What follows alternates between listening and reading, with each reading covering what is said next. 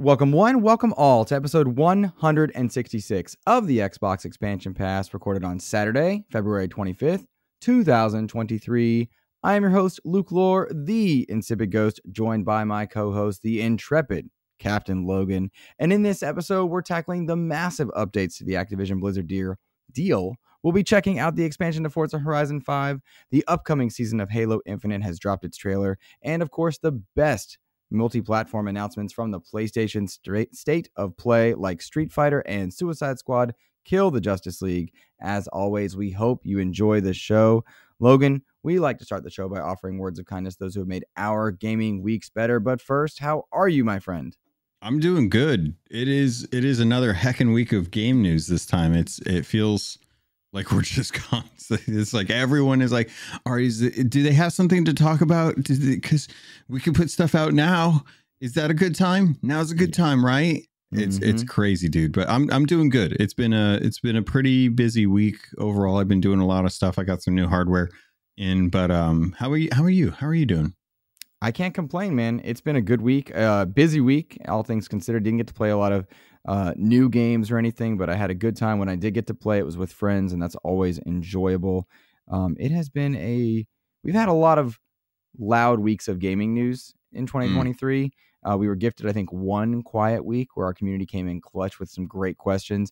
But this week, man, I could not keep up. It was pretty crazy. Yeah, there was a lot to keep track of. Yep.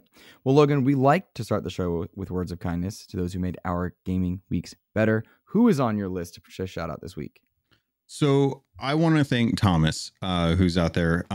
He is a buddy from Blizzard, and humble brag. And he's a really good dude. He is probably one of the kindest people that I have that works at a game studio, aside from maybe one or two other folks that I know. That's about all that I know.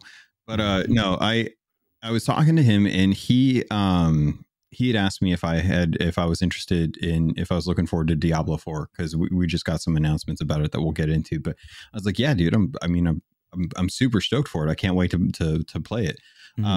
And he was like, well, have you pre-ordered it yet? And I'm like, no, I'm probably going to do it in March. I just got a bunch of new stuff, so I'll probably wait until I get that, and then that way I'll get into the beta and get to play it again.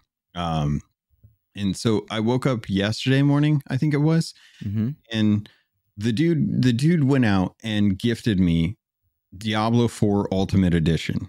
And no. I was just like, you got to be kidding me. That is $100. And he's like, don't worry about it, man. And I'm like, he hooked me up, and he knows he hooked me up, and I want him to know that I love him for it. But I also the stipulation that I have is that if he's going to hook me up, I want to be able to actually like play with him. Like, I'm not just going to take a game and not spend time with him as well too. But he's been playing a lot of single player stuff, so I haven't really gotten a chance to jump on with him. But dude, it surprised me, and it really kind of put me on my back foot, because I was not expecting that to come across the way it is. So thank you, Thomas, for giving me a really, really expensive gift. It was really, really kind of you.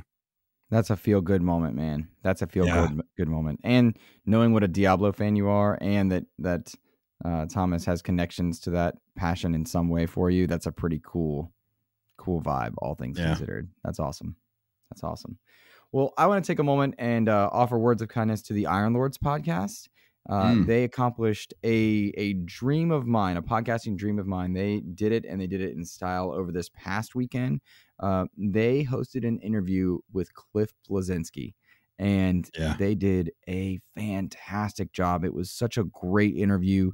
They touched on things that I thought were really insightful and interesting, stuff that was in his book that was not in his book. Control Freak, by the way, good book.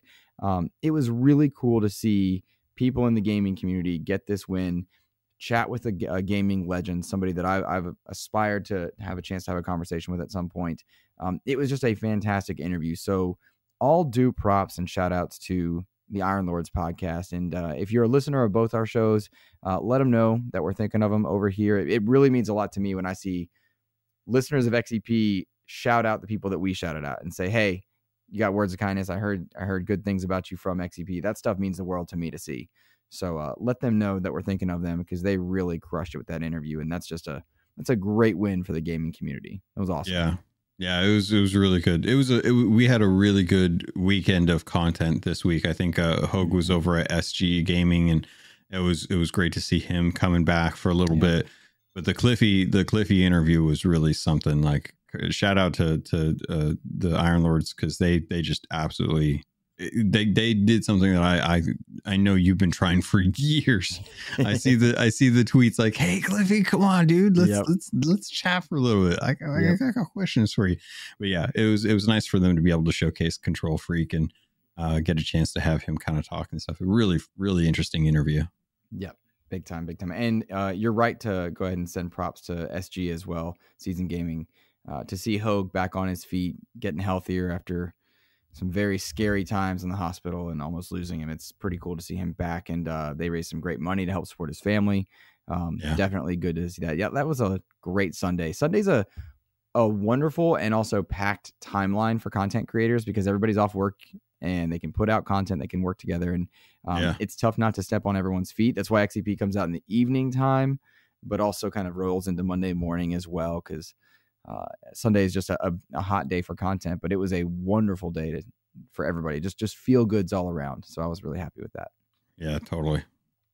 Well, let's get into my new favorite segment of XCP, our Patreon pitch. Remember, you can go over to patreon.com/Xbox Expansion Pass and support us to help us look and sound better. It's already paying great dividends. The camera is new and looking great. Got a new mouse and keyboard, and soon to be a new computer. And I'm grateful to all of you. Thank you. Logan, I would like to read the shout outs this week for sustaining members, but I would love for you to shout out our new member as well.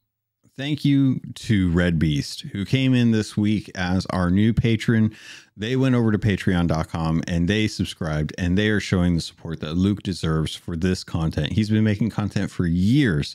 It would make my heart grow 3 times bigger if you guys decided to go over and just give a little bit of support to this man for trying hard to constantly nail the intros, get the interviews that you want, make sure that things are staying fun and interesting, not addressing the weird stuff that his co-host does all the time. So thank you, Red Beast, for taking that time and joining up. I appreciate it. Big time. We appreciate you guys for sending a couple bucks our way. But let's give it double and triple shout outs this week to Xbox Mike 29, a man who has been supporting us since the beginning, and I have routinely forgotten to add to the notes. My bad, Mike. You are amazing. Xbox Mike 29, you are amazing. Let's give shout outs as well to Matt Without Fear, the Lord, Sir, Master, and probably more titles, James Suddy, Brendan Myers, a.k.a. the Winter Gamer being activated, Sony's VP of Marketing, Mr. Kevin Butler, my man, Mr. Clint Coombs, DJ Hero, and of course, Dano12. We thank you to all of you for supporting XCP over on Patreon, and we hope you have a fantastic gaming week as well. Remember, listeners, you can support us by going to patreon.com/Xbox Expansion Pass, and of course, jumping into our Patreon exclusive Discord. Already had some great meetups. We played Ghostbusters with Patreon members already. That was a blast. I want to do that again. Maybe we'll go pirating on Sea of Thieves with them as well. It'd be so cool. But Logan, let's move on into our first topic, Diablo 4. The beta has been announced. We've got news here. You can jump into the open beta for everybody on March 24th and 25th. And for anybody that pre-orders Diablo 4, you can jump into to an early access beta on March 17th through the 19th. The pretty packed beta, all things considered. You can start in the prologue and go all the way through Act 1. You can reach level 25. That'll unlock exclusive content there. Now, I know you are a diehard Diablo fan. Tell me what your thoughts were when this got announced. How are you feeling? Are you planning to dive into this one solo with people? Where are you at? Oh man, Lilith, my bae. It is. Diablo 4 is fantastic. For anyone that doesn't know, I've been playing Diablo since like 1995, 1996 when the first game came out. I started with Warcraft.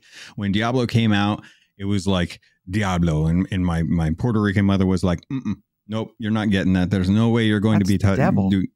It's the devil. You're not getting a devil game. And I was like, but Mom, I'm killing the demons. I'm helping the angels. And she's like, okay. Oh wow, so she capitulated there. Yeah. Well, okay. It helped that I had a buddy too. So my buddy is the one that got me into Diablo back then. So his mom gave the okay to my mom that it was safe to play. So I had no influence in it, but I still got it regardless. So I can't complain. And as an only child, you know, I was spoiled rotten, and still am. I am still 100% spoiled rotten. But I've been playing Diablo. For those that don't know, the last BlizzCon that was in person before all the stuff came out about Blizzard and the guys that were there being real terrible people. I got to go to BlizzCon and I got to go play Diablo 4 in its alpha. And dude, this game is going to be something. It is going to be the next big hit. Like Overwatch was the last great hit that Blizzard had. Diablo 4 is going to be an exceptional game. It's going to be a lot of fun. I'm going to be jumping in both with people, without people. If anyone wants to play, they're more than welcome to. I'm going to be kicking up a necromancer. If you're a barbarian, I would love to have you kind of just hold on to mobs for me. That would be fantastic. But I'm going to be jumping in and having a lot of fun with this. There's been a pre-order available for getting in a little bit sooner. But if you guys are just going to be playing in June, let me know, because I'll be jumping in for that. This is going to be a really good game. They've really gone back to the roots of Diablo 2. They have pulled a lot of the more mature themes, not like sexy themes or anything like that, but as far as like gore, just like macabre thoughts, gotcha. Things like that, really kind of just diving deep into the depths of what really makes Diablo. And I think they're going to have a really good time with that, because the story is taking you through different towns and settlements, and you can go and actually clear out camps that have been infested with monsters. And then as soon as you clear those out, that builds up new camps. You get mounts to be able to travel. There's world bosses to be able to take on. The loot pool is vast. So if you're hunting for a certain type of gear, you'll be able to, there's going to be a lot of replayability for kind of hunting down that perfect roll on an item. And they've done just a fantastic job of building out the talent sets for each class to be able to really give some build crafters a lot to kind of chew on as you're moving through the game. And the fact that they're letting you go into the beta up to level 25 is a lot of content. I know that, and confidence.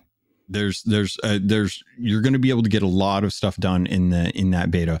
The question that I have that I haven't found anything on is whether or not that will actually translate to the live version. Typically with betas for Blizzard, content doesn't transfer over. So if you've done level 25 in a beta, that won't transfer to the live version. So go into this knowing that you're probably going to lose everything once the beta is done, and you'll probably have to start from scratch. So if you just want to get in and play around with some different things, check out the builds, that is a great opportunity to be able to do that, because they're looking to stress test the servers with this kind of stuff, not necessarily just give people a free demo, because they'll probably have like a free mode in the future after years and years. I did see that from several Diablo execs that if you get to level 25, you unlock something within the game. I don't remember what it was. Yes. It's not in our notes, but there is something you get for us. Your time isn't wasted. Yeah, they usually do something like if you've gotten to the level 25, you'll probably unlock a cosmetic for the live game that will kind of show like, hey, you were, because they did this with Heroes of the Storm as well too. Like if you played through the alpha and the beta and you got the max level with a character, they gave you a little portrait or a little banner or something that allowed you to kind of show off like, hey, I really drove hard in the alpha and the beta to kind of try and stress test stuff for folks to make sure that it's a better when it gets out. But that's kind of what they like to do over there. I'm excited for this one for a lot of reasons, mainly because as a non-Diablo fan, I'm seeing excitement from you. I'm seeing excitement from Kevin Butler and a couple of our Discord people. And I know that I'm going to get that. My favorite thing to do in video games is to hunt down monsters and fight monsters. That's what I love to do, and Diablo gives a lot of that. I was never really into Diablo 3. I missed it because it had all the problems at launch as far as if it was going to be respecting people's time and money. But knock on wood, Diablo 4 is looking like they're going to monetize in a more healthy way. And I like supporting developers when they respect my time and money. And so to that extent, I'm in for Diablo 4. I know I'm going to be pre-ordering this closer to the time. This is a group that I'd love to have on XEP. I very much am in for Diablo 4 in a way I wasn't expecting to be. And I think it's the excitement of you, of Kevin, and of our kind of surrounding, people. I can see myself playing this solo and with others, which is a nice change for me. That is a nice change that I wasn't expecting. This is like one of those perfect games to just kind of play in the background while you're consuming other content. Like a lot of people at Blizzard, they love to play games like while they're watching TV or while they're watching a show or just chatting with friends. Like a lot of games, there's a good number of games that are what I'll call chat room games. Like Sea of Thieves is a perfect chat room game because you're going there to chat with your friends. You don't really care like what you do. You're just kind of playing something together. Other games like Call of Duty required, like, I think we actually do chat room game with Call of Duty, even though we're not doing like DMZ and stuff. Yeah. When we're just shooting it around and going around quick play. Yes. Yeah. Stuff like that. Like that, like Diablo is a perfect chat room game. So if you have friends that you want to talk to on a regular basis and you want to do something like playing a game during that time, Diablo is an amazing type of game for that. Yeah, I agree. But I know I'm in for the open beta for sure. Most likely the early access one. This is going to be a fun one, and I'm liking the excitement around a Blizzard game amidst all the distractions with Activision Blizzard. There's a lot of excitement with this game, and that is a nice change because everything has been company based, Bobby Kotick based. How we're treating our employees. I mean, Mikey Barra stepped in it. I know recently with a couple of things, but it's nice to see the game aspect of Activision Blizzard be spotlighted. Yeah. Especially considering how many devs have been working on it and how long they've been working on it. It's nice to be able to talk about the thing that they want to talk about, which is the games, not the policies and not all the acquisition talk and stuff. Right. In a nice change, though, we did get real acquisition news, not speculation, not concepts. We had actual real things to talk about as far as Activision Blizzard. Two pretty big things, all things considered. Microsoft inked deals with both NVIDIA and Nintendo to bring Xbox content to their services for 10 years, which did a lot. It was all done in an effort to sway European regulators to let this deal go through. This deal that for me is consistently looking more and more doubtful.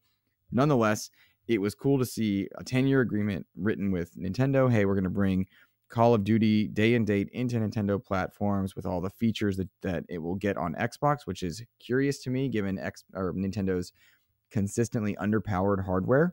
I'm fascinated by how they're going to do that. Most likely cloud-based, all things considered, which is fine given how good cloud-based gaming has become. And in that same concept of cloud-based gaming, bringing their stuff to NVIDIA's cloud service to let NVIDIA switch sides essentially and say they now support the Activision deal.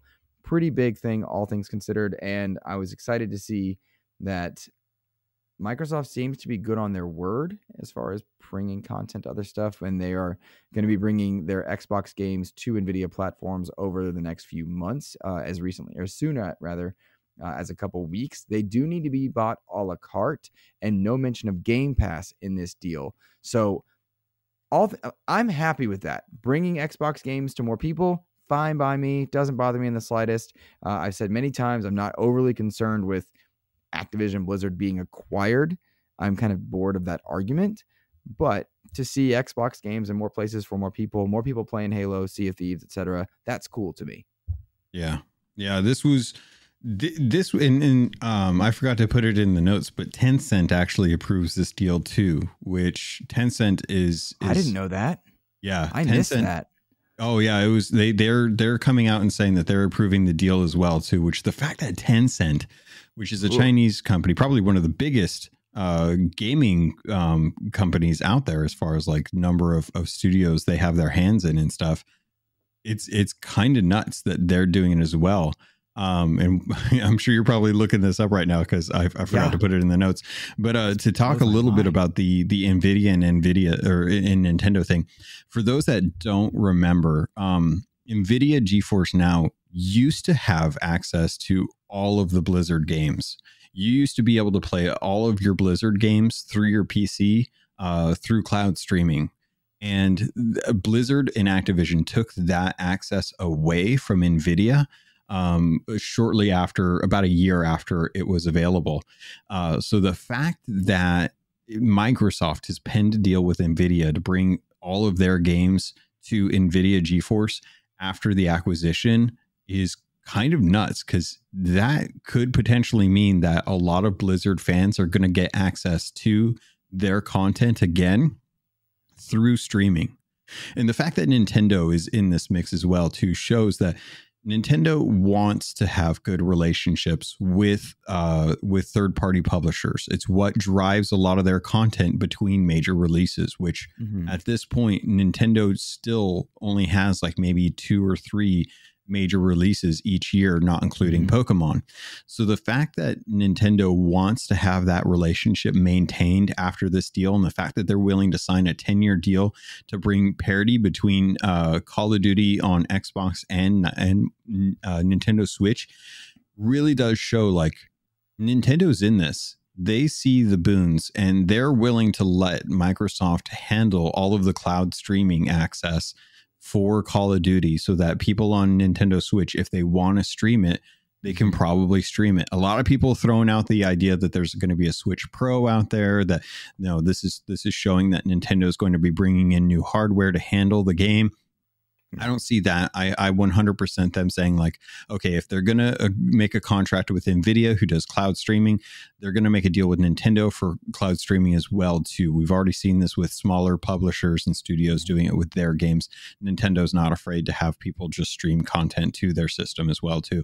And honestly, like if Game Pass comes to Nintendo Switch, my dream of playing Sea of Thieves on hardware I already own gets a little bit closer. I'm stoked for that. I'm 100% good. Agreed. I side note, Logan, I did not see the Tencent news. Maybe either I can't find it or you misread it. So I'll let you track that down. Yes.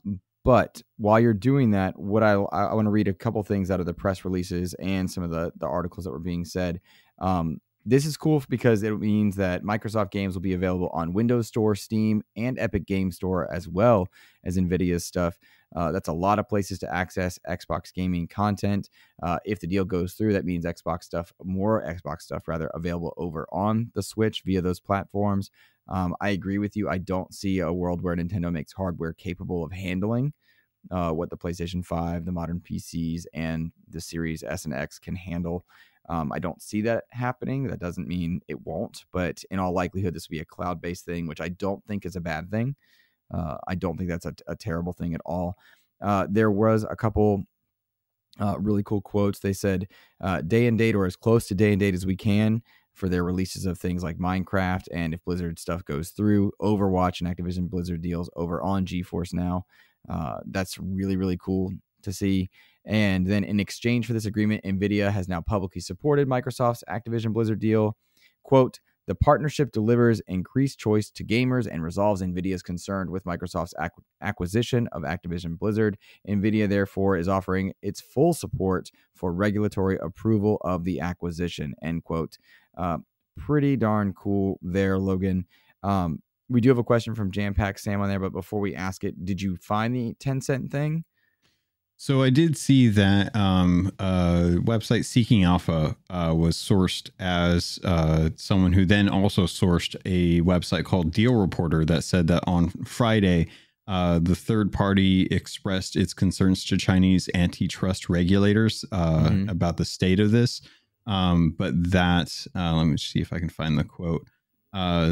Essentially, the actual headline is that one third party is in China's showing concerns for that, but that Tencent supports Microsoft's acquisition of Activision Blizzard, and at least one company is expressing concern. So Tencent's okay with it. It's another company that's kind of like showing concerns about the deal, and that was according to GameWorldObserver.com, and this was on the 20th of February. Gotcha. Interesting. Okay, so something to watch there.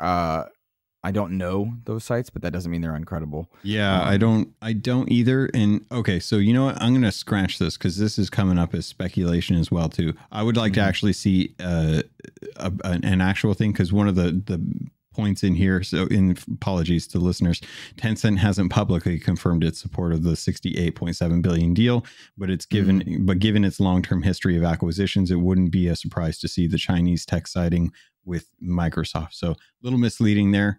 Boy, would love for people to actually do proper reporting instead of twisting words to fit a narrative they want to drive. Yeah.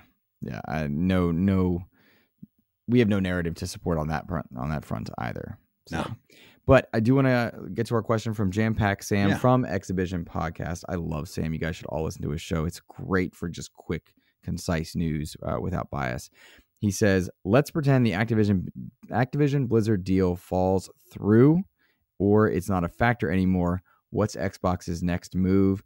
I think no matter what happens, we're not going to see acquisition talk from Xbox for a while.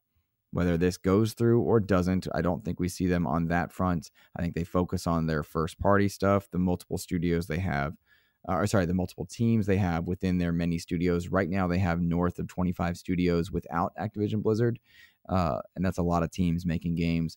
I think they double down and focus on that. I consistently am disappointed by Microsoft's reluctance to make third-party deals, whether they're marketing or exclusivity buy. I'm not really a fan of exclusivity third-party deals, but marketing, like, come on, you got to do something, guys. And we're not seeing that.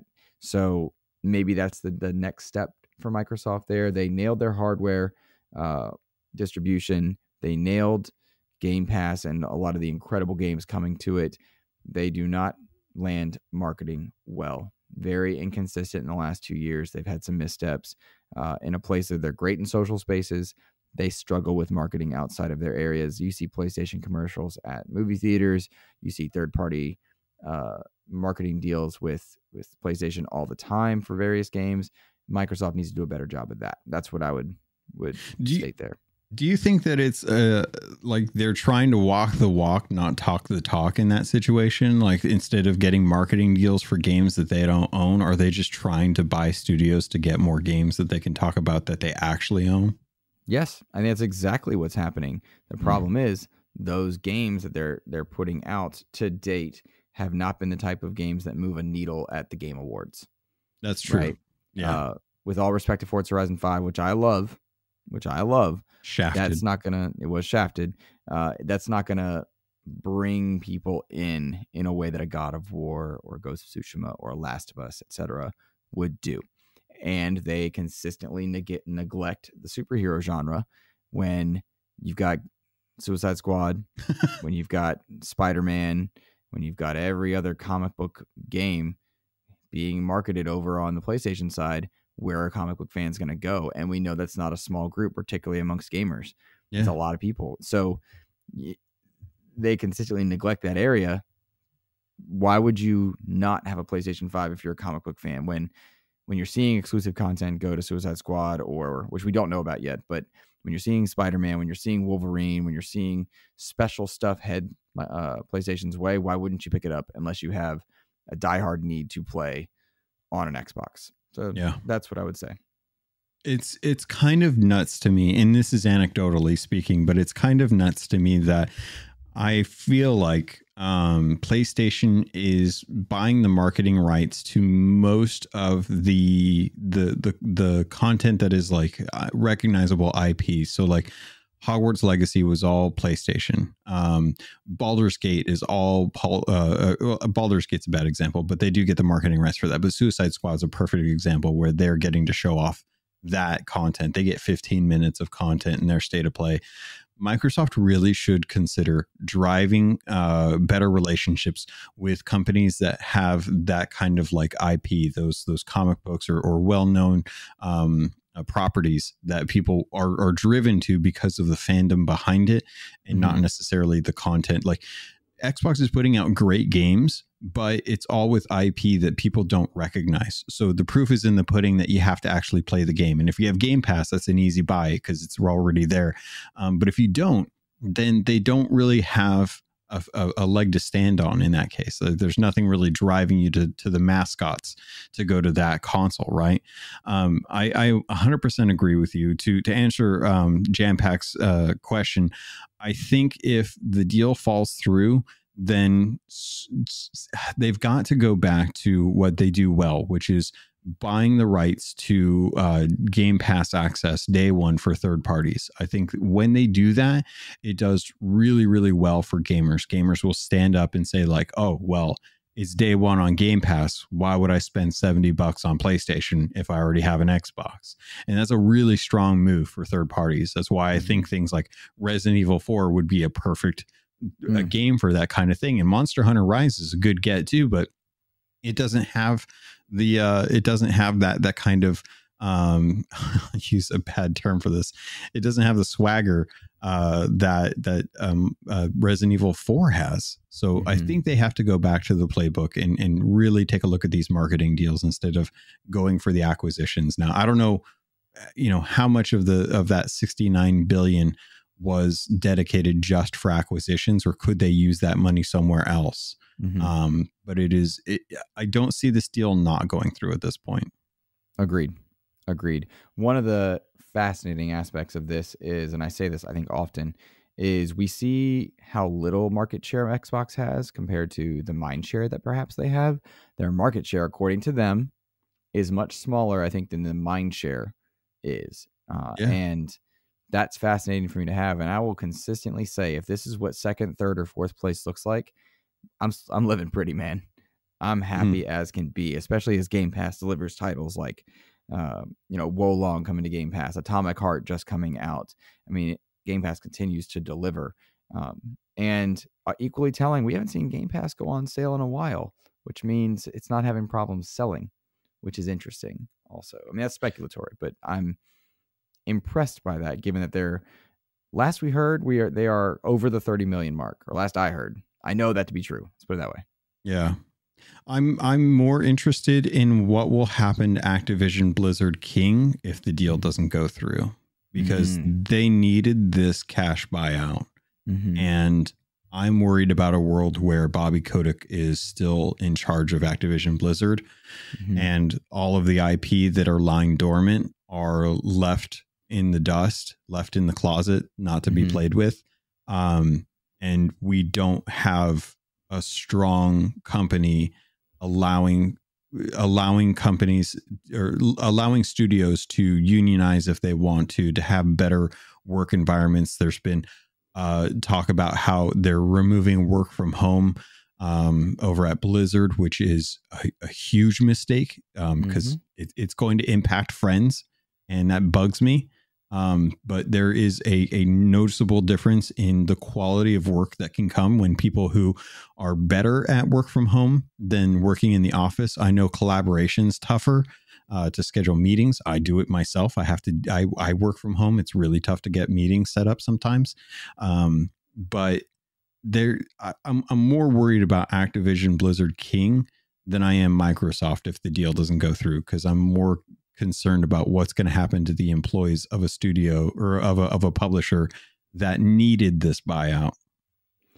My impression of that is largely in agreement. However, we've seen a lot of Microsoft working to appease those Activision Blizzard employees, making it seem like they're supportive and the deal is enticing.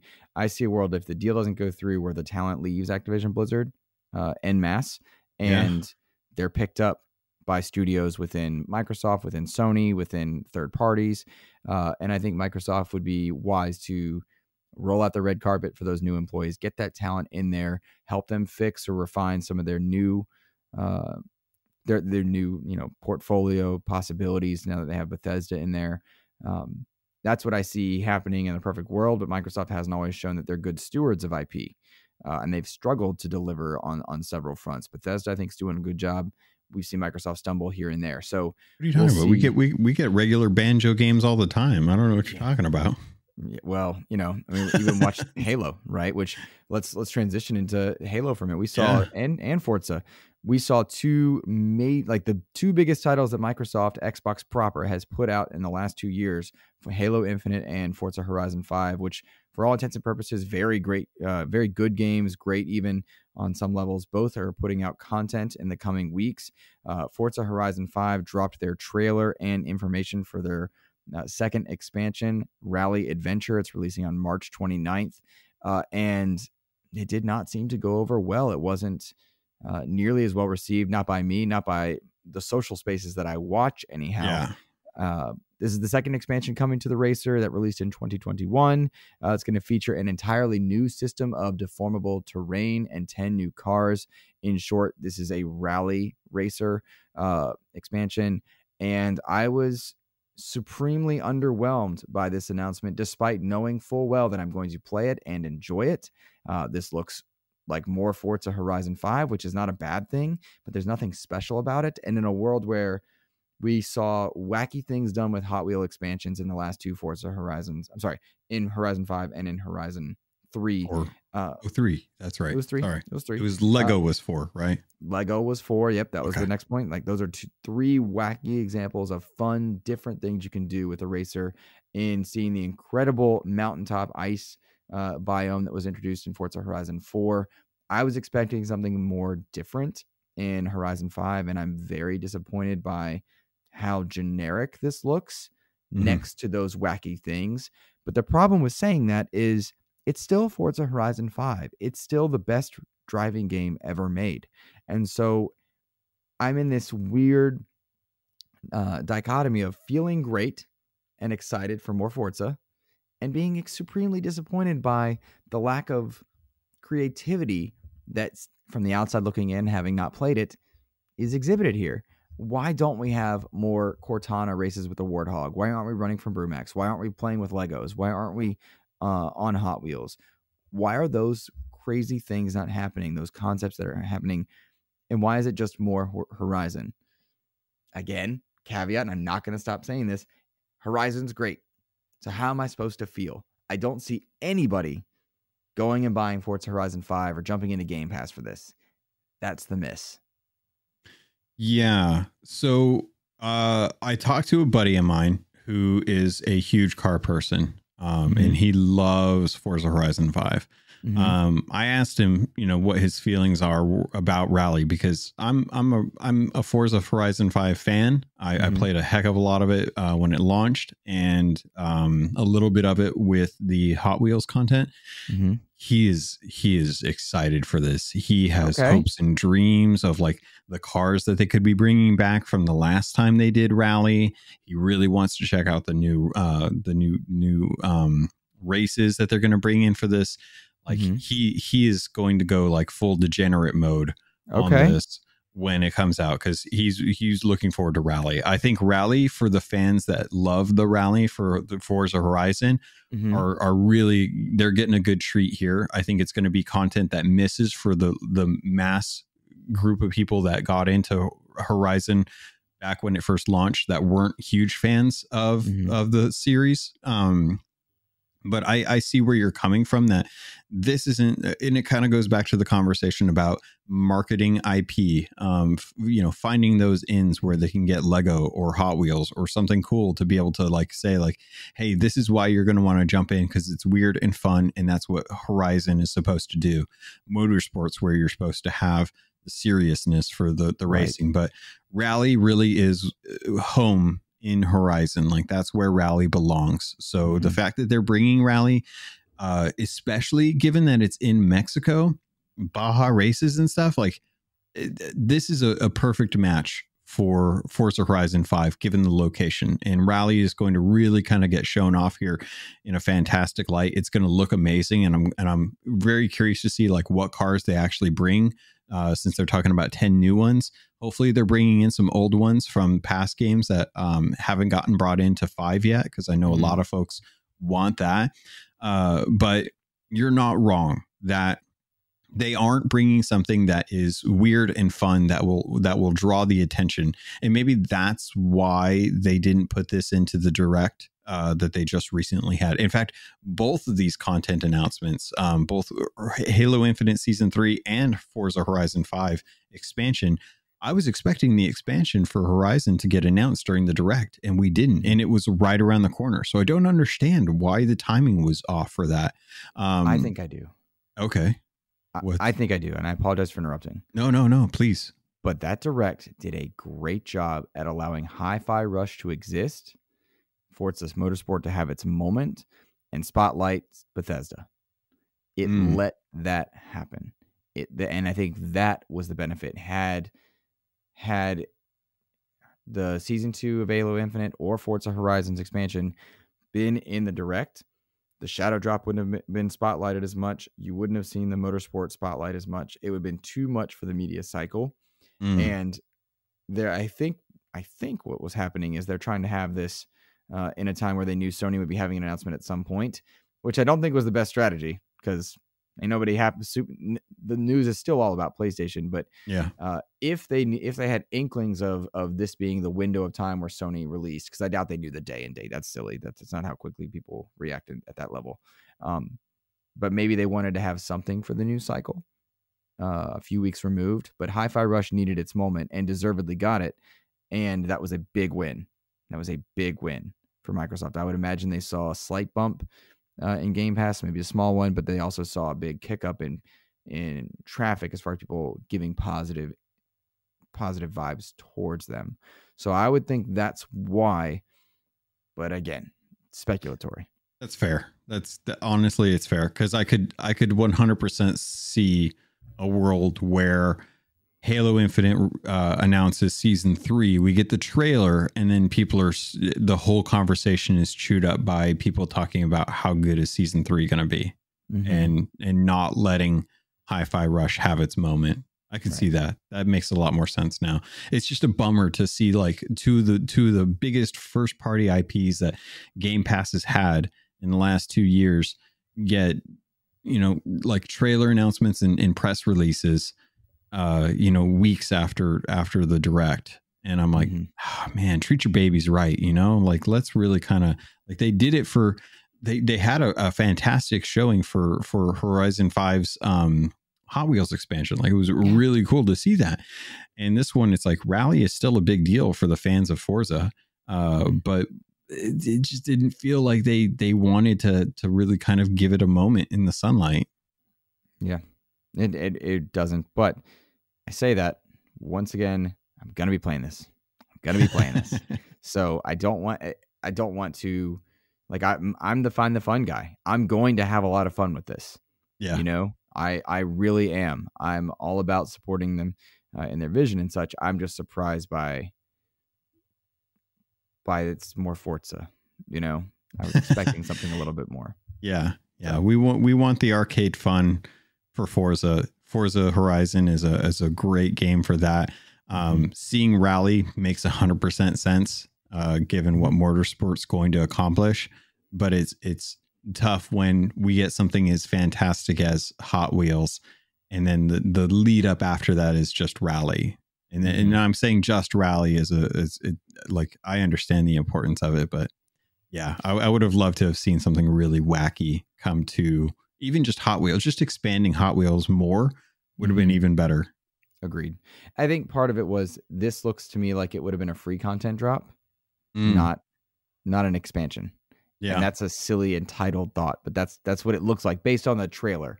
Maybe when it comes out, it's much bigger than we're realizing. True. Maybe that's it. So take that for what you will. Halo Infinite did drop its Season 3 trailer, long overdue, but it looked great. I know a lot of people are done. I mean, Mr. Babbitt tells me consistently that he's done with Halo Infinite. I keep telling him I'm not done with his mom. And regardless, like, there's no reason for me to be down on Halo Infinite. It looks fantastic. This trailer showcases a new map. It's going to have a new battle pass. There's a new big team battle map, 2 new arena maps. Finally. Yeah, oh my God. Right, finally. New fan-made Forge maps, which I still am a little mixed about. Like, why is the community making stuff that you should be making? But a new gun game style mode called Extraction Slayers in there, and possibly some PvE elements are popping in, which I'm really excited about. I want more PvE in Halo. I'm stoked for season 3. I know I'm going to be playing it, but that'll be about the time that I've already wrapped up my Fortnite battle pass, but like I'll be in for another shooter. I'm kind of getting tired of Call of Duty and Fortnite. I'm ready for Halo to be back in my rotation a bit more. I'm in. This trailer got me excited for Infinite in a way that the winter update did not. Yeah. Yeah. I want to see how the Bandit feels. That's what I'm really curious about, that new gun.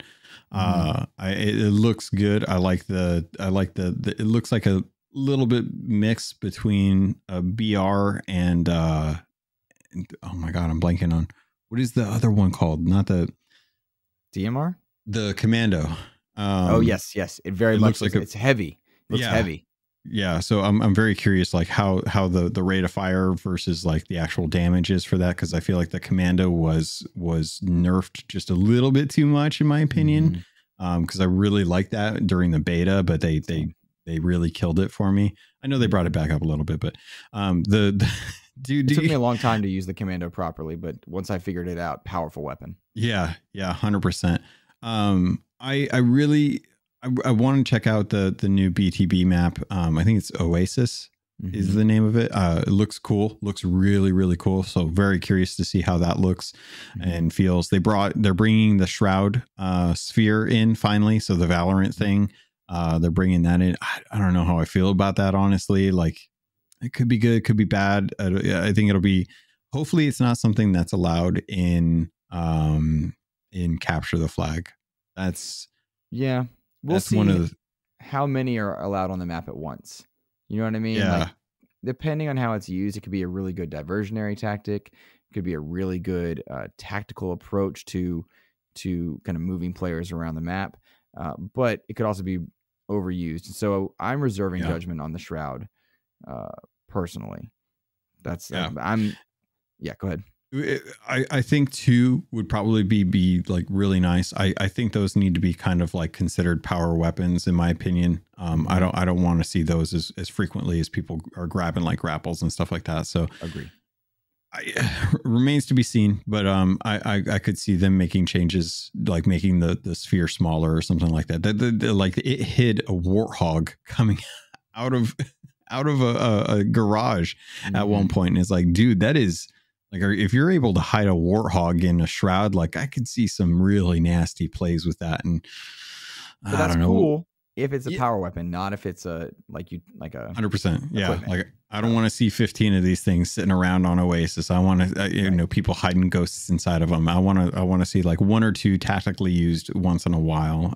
But who knows? I could be completely wrong. Could be really fun to have a whole bunch. I don't want to say it's OP before I get a chance to jump in there, but really cool that they did this. I'm glad that they had the trailer was fantastic, by the way. Keep doing that. Lots of gameplay, lots of showcases. Let me see some weird stuff with cinematography and having characters go through weird moments and stuff like that. But yeah, really cool. I'm glad that this is what we deserved in like June of last year. Yep. When season 3 should have hit. 100% yes. But I'm all for it if it brings people back. Plus, I think we've had time to make our peace with the disappointments of Halo Infinite, story-wise, expansion-wise, etc. So now we can just focus on enjoying the gameplay. I know I'm not getting a story. Okay. But now I can enjoy Infinite, which is in fact not even close to Infinite. But I love it, so I'm there for it. So there you go. Yeah. Logan, I don't know if you know about what a PlayStation is. I'm not sure if you've heard of PlayStation or even use any of the devices that might be accustomed to it, but they had a state of play over the past week. I watched it. I enjoyed it. There were several multi-platform announcements that got me very excited. Some cool stuff in VR, which I'd love to talk to you about on Wrap Up or somewhere else. But there were 3 games that stuck out to me as an Xbox gamer of like, yo, that's one that I'm super stoked for. Street Fighter, Resident Evil 4, and Suicide Squad Kill the Justice League. A lot of mixed emotions on these, but I'm going to start actually with Resident Evil 4 because I don't think you have intentions to play this one because you're not a horror guy. But this looks fire. This looks so good. It did look good, dude. It looks so good. But yeah, there were some scenes in there where I was like, oh god, this is gonna get my heart rate spooky. Up. A little spooky. I'm glad this game is coming. RE Engine man, that Capcom is just firing in all cylinders. Like that studio is just killing it, and RE Engine is just paying dividends because that game looks so good compared to the original. Oh, I know. And RE Engine, and I apologize for the innuendo here, but like it's exceptionally good at wet, like showing wet things, yes, and like the dripping of blood and fluids and stuff. Again, I get it, but fluid dynamics are fantastic, impressive, and the physics there are cool. And as a diehard RE4 fan, and I love like that is one of the best games ever made in my opinion. If you made a top 10 list all time, yeah, Resident Evil 4 is somewhere in there on most people's kind of objective list there, and I think they're doing right by it based on the trailer. And how could they not when you've seen Resident Evil 2 and 3 be treated so well? Never played it. But I mean, they were treated well. I mean, like that's pretty much universally understood is that those remakes were no, very no, well.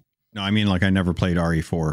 That was one of those ones where I everyone talks about how it's the GOAT for Resident Evil games. Mm-hmm. Still haven't played it. I want to. I have it. It's good. It's good. And I think you should play the first hour. Play the first hour, and then put it down, and then you'll get an idea of what it's going for. And then you can play, if you wanted to play the remake, I think you get a lot out of it. So my suggestion is play the first hour. Okay. You know, the fun little, when this first came out, it had the trailer where you're like in the town and you were like running around in third person and you were attacking villagers and stuff like that. And I remember seeing the trailer when I was working at a GameStop, when it was announced, and I was like, this is not the mansion game I want. I want my mansion game in puzzles. Where are those? And I completely wrote it off. And now, like, I don't know how long it's been, like 20 some years probably at this point. I have no clue. Everyone's like, this is the most amazing game in the series. You have, I can't believe you haven't played it. And I'm like, I'm sorry. I'm sure everyone will probably look at me differently for not having played it, but I will give the first hour a shot and see how it goes. Sweet. That's what I'm looking forward to. I want to hear your reactions to that. Okay. For sure. So that's cool. Let's mention Street Fighter 6, a game I am very excited for. I loved Street Fighter 4. I had a fight stick and everything. Oh gosh, yeah. I love Street Fighter 4. If money's aligned, that's the problem is it comes out near E3, and if I get to go to FanFest, I'm gonna be pinching pennies to get there safely. Maybe I'll ride Spirit Air and pedal for them. But I'll tell you what, Street Fighter 6 looks dope, and I'm excited for it. I don't know if this was the discourse around it, but after watching the gameplay and the reveal and everything, I'm really surprised they chose Zangief to be their spotlight. I'm like, yo, Russia's where you're going, guys. What's going on here? Zangief. That was a little surprising, but gameplay looks great. Looks like the latest iteration of Street Fighter and what you would want out of it. I liked that we didn't see Ryu because he was roided out in the early trailers. I hope they tone that back a little bit because it was. No, they're not. No, my dude's going to be a mountain, and it's going to be he's going to be a brick of flesh. I'm going to need the Dragon Ball influences to calm down just a little bit. Like Ryo can't scratch his own back. Like what's happening here? He doesn't need to. Look, you know how he deals with that? He shoots a fireball around the earth. No, he hurricane kicks a tree and then scratches it with his with the tree. That's how he deals with that. Makes sense. I wish I was good enough at the impression, like the sound they make when they do the hurricane kick. Family Guy did a great bit on that. Oh, really? One. I'll have to look that up. If I could make that impression, I would do it right now. But I really liked this trailer, and I'm stoked. I hope whoever wants to play this one will play it because I'm more excited for this than I am Mortal Kombat 12, which got accidentally sort of announced in a earnings call. Poor NetherRealm Studios, man. Freaking Ed Boon getting like, oh God, I feel so bad for Ed Boon sitting there, their baby, and they haven't even gotten a chance to announce it. And the dude is just like, and coming out this year, Mortal Kombat 12. We've got some really great games coming out from our studios this year. And poor guy. It's like, lock it up, Chad. It's not your announcement to make. It's not your announcement to make. It's like when grandma posts the gender reveal for everybody before the parents have told everyone. Yeah, I know. What are you doing? You're going to be a great boy. I can't wait. So funny. But yeah, so Street Fighter 6 is gone such a different visual style than any of the other ones that I've seen in the past. And I'm so excited for that. I'm really, really happy that they brought out Cammy. And Cammy looks completely different. They've done a complete redo of her. She's no longer wearing the one piece that has been like her I'm sure it'll probably be in there. They'll probably have like a costume in there for her. But Cammy, nice to see announced as well. She was one of my favorites playing as growing up and stuff like that. Zangief is just a fantastic memeable character. I love that they brought him in. Honestly, I don't think Japan cares what's going on with Russia and stuff like that. I think that is a more American centric concern, given that we're trying to, not getting into it, but Zangief, great. I love him. Every time I hear the name Zangief, it just makes me think of Wreck-It Ralph and crushing man's skull between thighs like Sparrow's egg. You know, I love that. Because Zangief, bad guy, but he not bad guy. Yeah, my wife, she liked that joke as well. Yeah. I was stoked. with that one. But Luke, Suicide Squad. We got to talk about this. We got to talk about Squad. Yes. Anubis wrote in wanting to know our thoughts on that one. I got a lot of thoughts about Suicide Squad Kill the Justice League. Might I wax poetic for a moment, please? Let me have it. Okay. In the reveal of Suicide Squad Kill the Justice League, I thought they showcased some incredible visuals, some fantastic gameplay. They continuously invoked the Arkhamverse, which is very much a strategic move, trying to show us that this is a continuation of Arkham Knight, very much distancing themselves from Gotham Knights. That's smart and strategic on there. But for all the beautiful, amazing gameplay that I saw, for the incredible outfits they're showcasing, DC's insistence to try and make Suicide Squad a thing is a little baffling to me. 2 movies, a spin-off show, to moderate success. I mean, one of those movies is great. Shout out to James Gunn. The show, Peacemaker, great.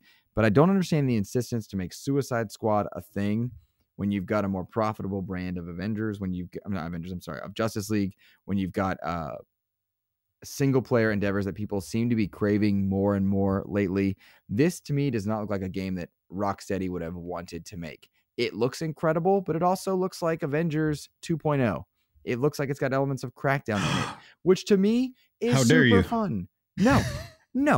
Every single one of you that's like, I'm really excited for this one, but not Avengers. It's the same gameplay. The game loop looks exactly the same. It's got gear scores, for Christ's sake. Like, get it together. But also, this is tailor-made for me in a lot of ways, because I like Avengers. I liked Crackdown. I liked Sunset Overdrive's traversal. This looks like all of that.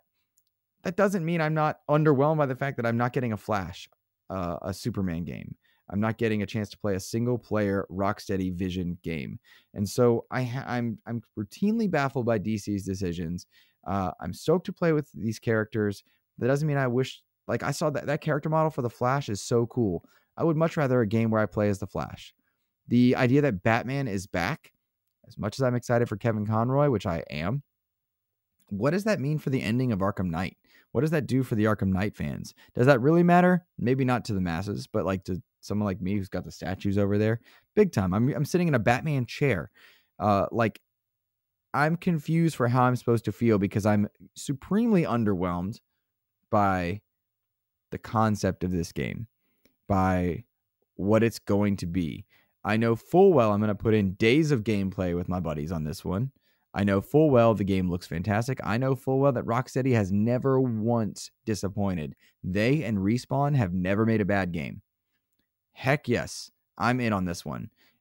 This might be one where I dip into the savings funds and make sure that I don't get to retire well and I get the collector's edition. I'm looking forward to this. Do I very much wish it was something else? Yeah, 100%. It's kind of like with Forza Horizon. I know I'm supposed to be excited. I know I'm going to play it a lot. This isn't what I wanted, though. So Catch-22, benefit of the doubt to Rocksteady always. But this is very much more Avengers in Suicide Squad. And I don't quite get it, DC. Y'all better have a Superman game or some other single-player adventure game I know we got Wonder Woman. That's cool, but there's a lot of heroes that we could be playing with right now. And a live service game is what you chose with your masters of single player. I can't imagine this was the real intention. And after having watched Gotham Knights, which again I loved, still doesn't cut the mustard. Still not quite sure with what's going on. So, yeah, great reveal, good trailer. Somehow still underwhelmed. All right. I hear you, and I want to put this out. First off, I want to address I'm on the ledge, Logan. I'm on the ledge. Okay. First off, I want to address the fact that the gaming community on Twitter seems to be absolutely obsessed with games that are coming out as always online. Folks, this is a multiplayer game. This is not a single player game. If you want to play with your friends, you're going to have to either get them into the room, which good luck, or like many of us, you're going to play games online. So I don't see anyone harping on Call of Duty or Fortnite for constantly having to be online. So let's get over that. Mm-hmm. Secondly, the fact that Rocksteady has never failed with a game speaks to the caliber of the actual devs there. Does that mean that talent will translate into a multiplayer game like this? Maybe, maybe not. The proof will be in the pudding when we actually get to play the game. We got 4 Arkham games that were all single player. I'm not going to discredit the studio for doing one multiplayer game just because so many other studios tried and failed at this type of game.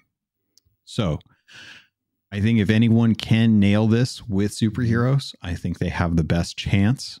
I'm looking forward to Avengers 2 or Gotham Knights 2, you know, when they got the 4-player co-op in there that I knew they wanted to.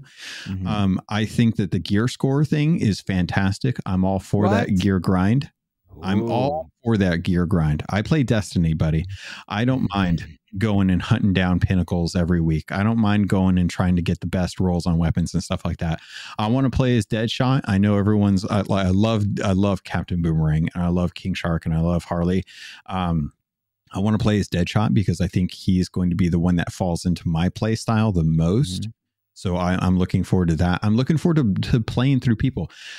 The questions I have are not how is this game going to do as a game as a service or a multiplayer game from a studio that's only done single player content.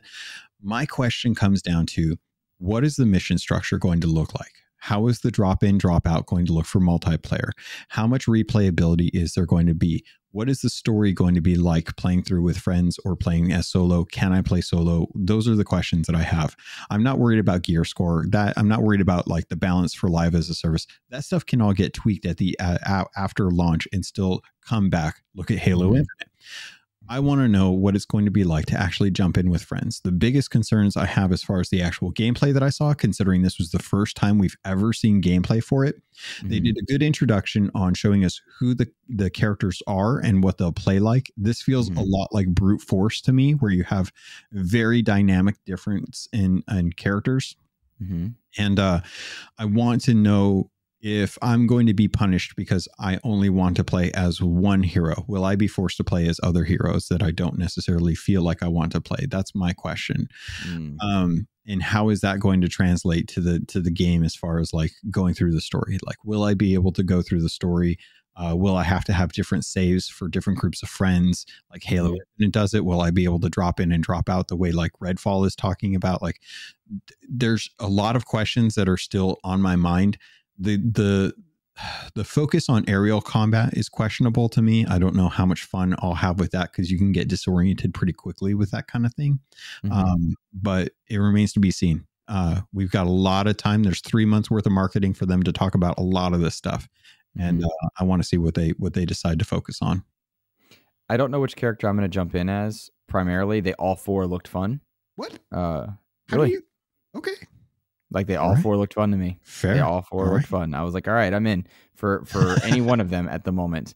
That's what I'm saying. This is a weird state for me to be in because it's DC. I love this style of game.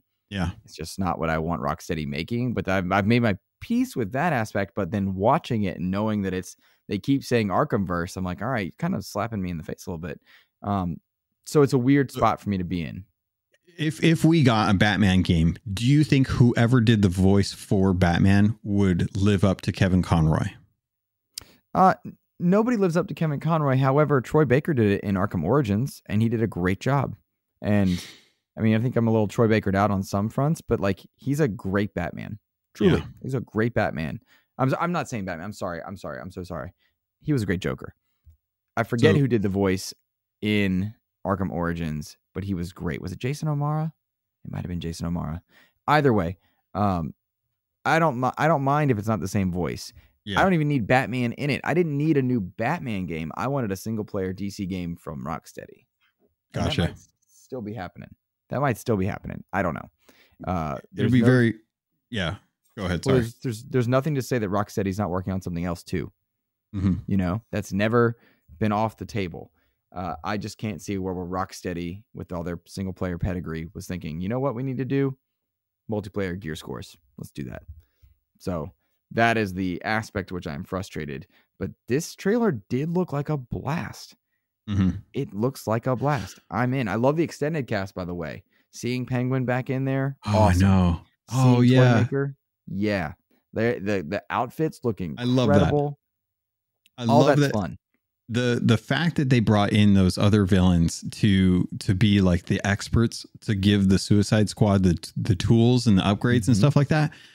I love that. That's a great way to kind of say like, okay, not everyone here like is an expert at everything. Like we don't have to sit here and pretend like, okay, we know King Shark can sit there and like rebuild all of these different kinds of little gadgets and gizmos and stuff. Like we don't have to do that. Like bring in people who know how to do that and then have them work with them. Like that's fine. I know why you want a single player game, because you want to live in that world and stuff like that, and that's tougher when it's a multiplayer game because you're going to be talking to other people and stuff like that. So I'd be curious to hear what you think of the game after it comes out, and they start kind of living in that world, because I want to know what you think if you decide to play with just friends or if you decide to play with like random people as well too, like what that's like how far can you get away from other people in the world? Like, can you just go off and do your own missions and they're working on something else? Like, how does that all work? Those are questions that I have, but we also still have Wonder Woman to look forward to as well too, and see where that goes and what kind of hero game that's going to be. I'm curious what that means, what James Gunn's statement about gaming means for DC. Is Wonder Woman going to be tied to this Arkhamverse? Is she a standalone? Is she part of a new pantheon? I don't care. I could see it being standalone. I could see it being anything, and I'm cool with it. One thing I will say is that for most studios, the projects that they decide to vote on when they decide like what game they want to make, there's going to be publisher influence to a degree, but most of the time the devs make the game that they're playing from someone else. So you start to see like, if Zelda is doing really, really well over the next bunch of years, you'll start to see elements from that Zelda game get brought into games from other studios, because they're gamers too. They love playing games. So if they're playing Destiny, if they're playing Avengers, if they're having fun in other games that are like this, then they may decide that that's the thing that they're passionate about. And I would rather have them chase that passion than beholden by someone who's saying like, no, Arkham Batman games are what's making us money. You can only make those, even if you can't figure out what kind of good story you want behind it. I don't know if I agree. I don't know that I disagree. I don't think I know enough to go one way or the other on that one. Maybe. My biggest question for myself, is this going to make me put down Redfall? Because it comes out the same month as Redfall. Redfall's the beginning of the month. And I know I'm going to be doing the review for SG, or at least participating in the review for SG, for Suicide Squad. Curious. Go ahead. I'll stick with Redfall, and I'll help out with Suicide Squad, but it'll be very interesting to see how these two come together in that month. It's a busy month. Multiplayer, stat boosters. So we'll see.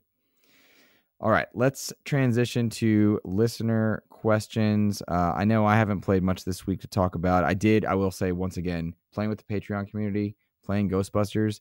I want to do more of that. I want to jump in with them and play stuff. That was so much fun. Oh, man. CJ and Clint and Suddy, and it was just a good time. I want to do more of that for sure. Yeah, same. Logan, we got a really cool a really cool note. Real quick, I'm sorry. Atomic Heart, I'm not ready to talk about that one yet. And if you're willing to wait on your thoughts for that one, Oh I yeah, would love yeah. to sit on I'm that one. I'm only like maybe an hour or two into it. I've got thoughts, but it's definitely one that I'll wait for. Okay, cool. Excellent. Logan, we got a lot of people writing in this week. I know I've mentioned one or two of them already, but I want to give a shout out to Elry Woods III. They reached out on Instagram, which was really cool because I don't do a ton on Instagram. I put up some stuff here and there. But as I transition away from Twitter, I'm trying to be better about it. Elry reaches out and says, "Hey, Luke, recently stumbled across your podcast and thoroughly enjoying it. Thank you. I have a question for you and Logan. What is your favorite song or album from a game? Mine is Greycoat from Wild at Heart. Turns out Amos Roddy also composed the music to Citizen Sleeper, my second favorite game played in 2022. Elry, you are amazing. That was the coolest note to get to read. I'm so grateful to you for writing that in. Logan, I'm going to let you think on this one because I did some research ahead of time and made sure I had my stuff in order. There is a song from Sarah Schachner called Legion of Dawn that was for the Anthem soundtrack. This was played when it was revealed at the Game Awards. My poor wife has had to hear this song multiple times in the car and just kind of looked at me and been like, "That's nice, honey." I love the song Legion of Dawn. I think that is a great song. It's that choral uprising song that we heard at Game Awards that I love. That is a great one. I also discovered the band Heilung thanks to Hellblade 2's trailer, and we love them. My wife has been good enough. She likes that one too. And then the Gears 5 soundtrack helped me discover Ruel and her song Game of Survival, which now my wife sings all the time, and I hear her singing Ruel all the time. So that's kind of cool. Those are 3 examples of gaming bringing me to music that I wouldn't have otherwise been brought to and are now like regular rotations on my Spotify list. I have to say this is a perfect time for me to gush about Sea of Thieves. I just recently got the Sea of Thieves LP set, which is 3 LPs for the vinyls with the Sea of Thieves soundtrack. The team over at Rare are amazing audio engineers right now, and Robin Beanland created most of the songs for Sea of Thieves, and the music for Sea of Thieves is top notch. If you haven't listened to the Sea of Thieves soundtrack, I would urge you to go over to Spotify or YouTube and listen to it because it is exceptional. And getting the actual like vinyls that are all colored and they have cool little cardboard pop-ups so that they turn on the top of the turntable. It's an amazing set that I got from I Am 8-Bit. But I absolutely love the Sea of Thieves music. It is some of the best music. They've won awards for it. Robin Beanland has been recognized multiple times for how good that music is. Outside of that, it always goes back to Koji Kondo and the Hyrule theme from Legend of Zelda. I will never, ever not get emotional when I hear the Legend of Zelda music kick up, because there's something about that music that it is a triumphant hero's march. And every time I hear that, it gets me pumped up. And that's, I will never not love Koji Kondo for that, because that music has changed my perspective on what I look for in video game music, because it sets the bar, and like Sea of Thieves has hit that bar in very few games outside of that. Like Halo Infinite's definitely up there for me. World of Warcraft's definitely up there for me, but man, I gotta say, Zelda is the GOAT, and Sea of Thieves is right there with it. Very good. I totally can see that. Elry, thank you for writing in. It was awesome to read your note. You absolutely made my gaming week better. Thank you. Let's go to another question. This one from Patreon member Dano12. He wrote in over on Twitter. He said, which current gen only game would you use to persuade someone looking into upgrading their console? So this is interesting, Logan, because we've had a lot of transitional games that did like current gen upgrades. Yeah. Right? Sea of Thieves did a great job. Fortnite did a great job. A lot of games. It's hard. Yeah. So maybe it's recency bias, but I'm really enjoying playing Hogwarts Legacy, but I'm taking my time with it. I got to show my wife flying around on a broomstick, and I was trying to show her the Leviathan coming out of the water. and looking out in the draw distance of Hogwarts Legacy is just beautiful. And so to me, the best current gen only title would be Hogwarts Legacy, because it's just stunning. It's just stunning, and you can do a lot. There's a lot of great gameplay there. But that's a tough question because of all the transitional titles, you know? I can't think of anything that is current gen only. Because I was thinking Horizon 5 transitional? That's a transitional title. Yeah. It's transitional. I can't use it. I actually can't think of anything off the top of my head that isn't compatible. No, there's not. Not for Xbox. Xbox is one of those companies that just like it's going to be available for, you know, all of the consoles. I can't think of anything off the top of my head that is only for Xbox Series S and X. That would be something that I could point to and be like, hey, you guys need to play this, because even Hogwarts Legacy has a last gen version. It's just not out yet. It's not out yet. Right. That's a nice cheat for me. So I will tell, let's kick this one to the community. If there is one for you guys, and it doesn't have to be Xbox specific, but if there is a game, reach out to @Dano12 on Twitter, 2 N's, 2 H's. Patreon members, you can talk to them in the Discord. I'm curious because Hogwarts Legacy is my answer, and I'm confident with it, but I'm at a loss for specific current gen ones. Only for PlayStation, I think is easier for this. I can 100% point to anyone that has a PS4 and looking to especially if you're a racing fan, I would say GT7 is a showcase for that. I can't remember if Ragnarok is a PS4 title. Okay, PS4. That's right. They dropped Ragnarok. Would be my choice for PlayStation. That would be the one that I would say, like, if you had to upgrade. PS4. No, it's on PS4. Oh, is it? Oh, dang it. That's not wrong. You're right. That is because they wanted to complete the franchise on the gen that it started out with too. Dang it. Should note, all these transitional titles, like, significantly better on current gen. Yes, significantly better, but you are very much able to play on last gen.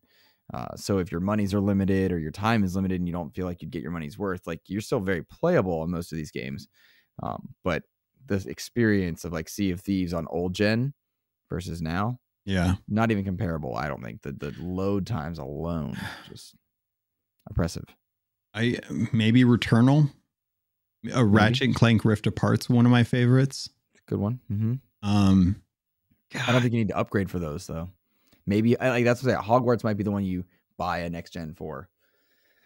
But even then, I think it's a lot of that's improving your experience. There's no current gen that you have to have. I don't think we're far enough along. I don't think we've had enough like purely next gen exclusive games that are so good that aren't still available on last gen. And I think that's COVID's fault.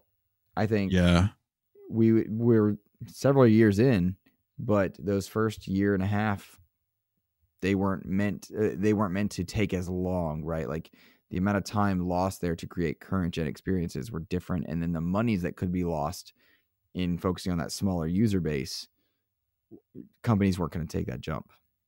So I think this question would be a lot different at the end of this year because we haven't gotten to play Redfall and we haven't gotten to play Starfield.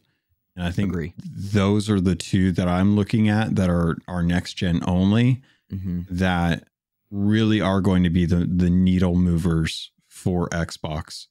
So I would love to revisit this, Dano, on like at the end of the year and see like, okay, did Starfield and Redfall do what they needed to do for Xbox? That was why Bethesda was purchased to begin with. Like, was that the case? But at the moment, I can't think of anything that's available. I 100% agree with Luke. If you can get the next gen, the games that we've been talking about are significantly better on newer gen. And that's coming from someone that has like the Cyberpunk limited edition Xbox One X over here.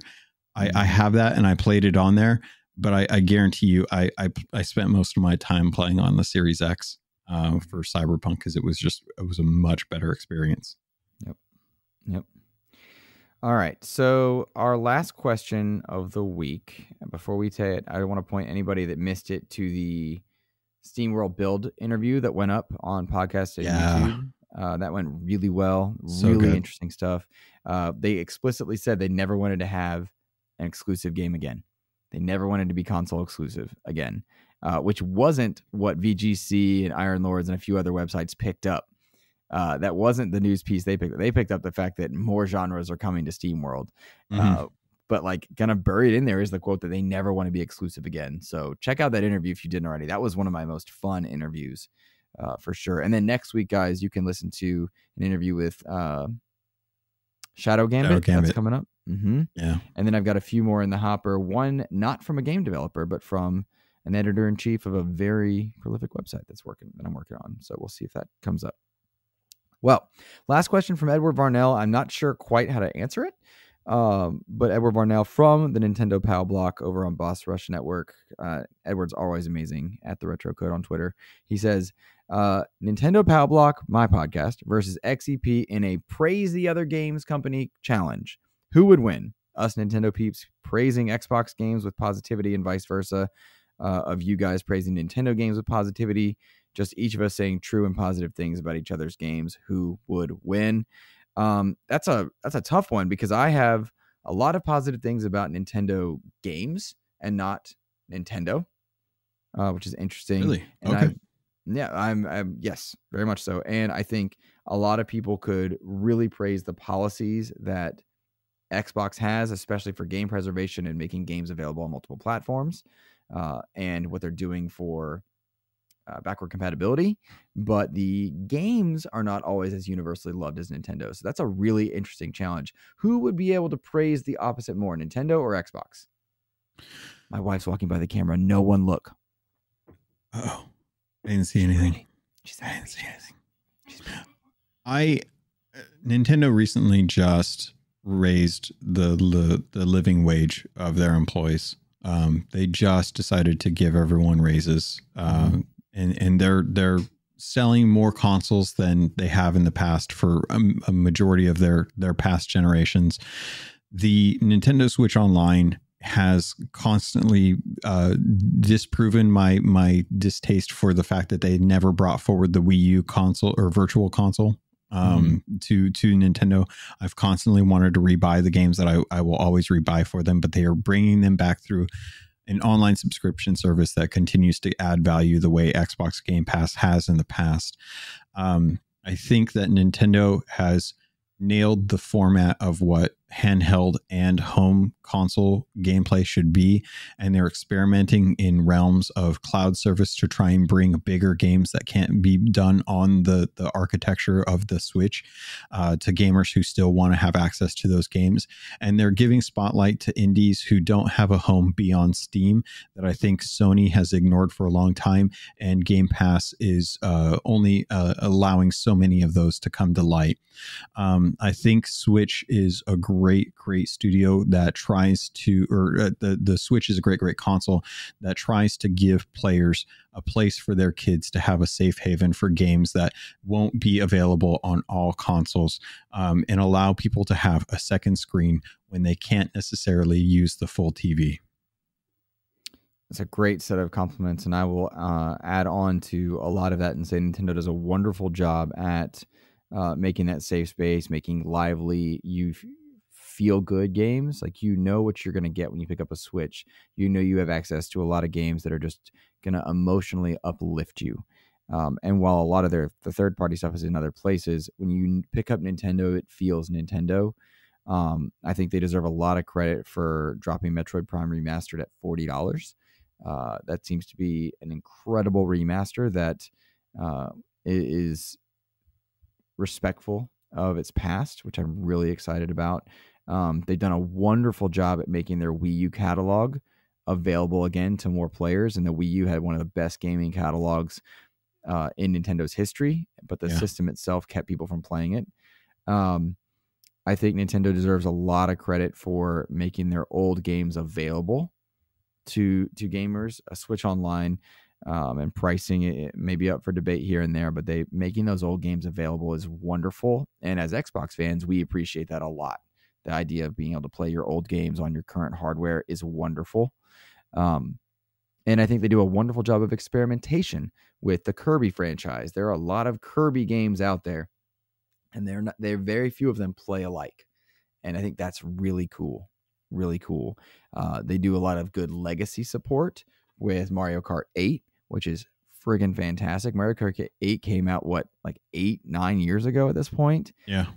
And it's still bringing content. It's still getting players. And I'm appreciative of that because I don't necessarily need Mario Kart 9 if I can keep playing a tried and true experience that's getting new content. They brought new tracks. They said they weren't going to bring new tracks, and they're bringing new tracks.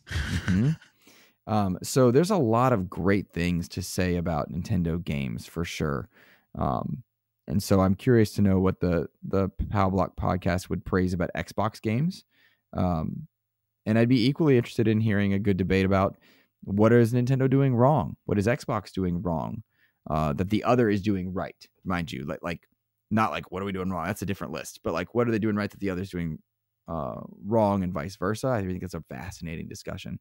So a great question, an interesting one. Yeah. But I think Nintendo players consistently have a lot to celebrate in their ecosystems as well. So thank you, Edward, for your question, bud. I would love go ahead. Real quick, I would love to have a conversation about how Edward Varnell of the Nintendo Pow Block podcast feels about Game Pass compared to Nintendo Switch Online's expansion pass. Ooh, that's a good question. That is a good question. All right, Logan. I think that's going to do it for our show this week. I must thank you again for an incredible recording. I thoroughly enjoy it. I look forward to it each and every week, my friend, especially given that was our second shot at it because I used the wrong mic at the very beginning. And I nailed my intro on the other one and botched it on this one. And an hour and a half later, I'm still frustrated about it. It'll be okay. You know what? The people come for our thoughts, not our proper use of words. Yeah, there you go. Well, that's going to do it for me. You can find me on Twitter at Insipid Ghost, and you can, of course, find XEP on all your podcast services as well as YouTube. And I'm seeing you guys check out the content you enjoy and drop the likes and whatnot. And so I'm grateful to you guys. And I've said it already, supporting us on Patreon, a few bucks each week or each month, rather, really makes a big difference. So I'm thankful to you guys for that. Logan, what's going on with Keelhauled? Tell us where we can find you. We're going to be over on Keelhauled later today recording our community episode where at the end of the month, I bring in the top tier patrons to talk about the game. So look forward to that on Monday, seeing their thoughts on the latest updates that we've gotten, as well as the content that's been brought in, how they're feeling about things like that. So great way for me to get the community's voice out to the devs who listen to the show. Outside of that, just look for me on Twitter at CAPT_LOGON or join us over on the Patreon Discord, where you can chat with me and Luke to try and come up with times to sit around and play video games together. Definitely. And shout out to Space Admiral Ors. He reached out and wants to do some sailing soon, so I'm hoping I can join him. Nice. So. All right, guys, that's going to do it for us this week. Take care.